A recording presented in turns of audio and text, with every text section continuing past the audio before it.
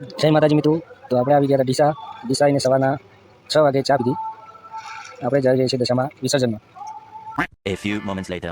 તો આપણે આવી ગયા છીએ બનાસકાંઠા જિલ્લાના વડગામ તાલુકાના મુક્તેશ્વર ડેમ. તો મિત્રો હવે હું તમને મુક્તેશ્વર ડેમ. તો મિત્રો અહીંયા દશામાના વિસર્જન વખતે મેળા જેવો માહોલ હોય છે એ તમે જોઈ શકો છો. અને આ મુક્તેશ્વર ડેમનો એક ઇતિહાસ છે. પૌરાણિક સમયમાં સત્યુપુરામાં પાંડવો જ્યારે 14 વર્ષનો વનવાસ આપ્યો તો ત્યારે 1 વર્ષ અજ્ઞાતવાસ રહેવાનું હતું. તો તે એ મુક્તેશ્વર ડેમના પાંડવા ડુંગરમાં 1 વર્ષ અજ્ઞાતવાસ છે. ત્યાં એમની ગુફા બનાવેલી છે એ હું તમને બતાવીશ. તો તમે વિડીયો પૂરો જોજો અને ધ્યાનથી અને જો હું તમને દશામા વિસર્જન કેટલી પબ્લિક આવી છે એ બતાવું અને કેટલી મોટી એ પણ જુઓ. આપણે આવી ગયા હતા સરસ્વતી નદીના કિનારે અને જો કેટલી દશામાની મૂર્તિઓ છે. વિસર્જન કરીને કેટલી પબ્લિક જતી જો ખાલી જો દર્શન કરી લો મિત્રો તમે પણ. જો માનો મહિમા કેટલો છે, મેળા જેવો માહોલ છે, આ માની કૃપા છે. જો ખાલી દર્શન કરો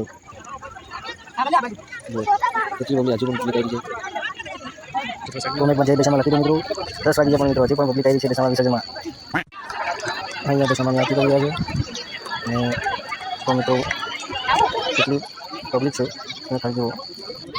બીજો વિડીયો બીજા ભાગમાં છે તો વિડીયો પૂરો જોતા રહેજો અને કોમેન્ટમાં જય દશામાં મિત્રો લખતા રહેજો. અને વિડીયો ગમે હોય તો લાઈક અને ફોલો અને શેર કરતા રહેજો.